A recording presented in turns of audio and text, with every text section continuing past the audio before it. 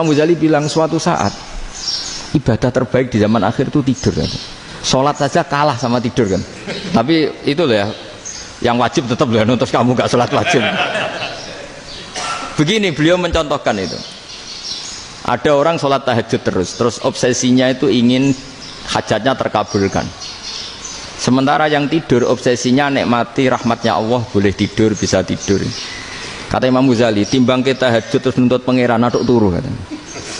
Mergo engko dia akibat terus setan memberi bisikan, "Lho nyatanya kamu tahajud ya gak terkabul." Berarti cerita bahwa Nabi ngendikan kalau doa tahajud mustajab enggak. Daripada ngono ki aduk turu ora tau ndonga ya Ghazali. Timbang abri-abri Islam ya, timbang elek-elekin apa? Islam. Jadi ulama itu mulai dulu itu sudah berpikir. Banyak orang menjadikan tahajud, sholat malam itu media untuk hajatnya. Dan kalau nggak kesampaian ini mutung, nyalahkan kiainya ijazah ramandi, macam. Daripada ngono ora usah apa, tahajud turu. Dan jenis kayak ini tuh banyak.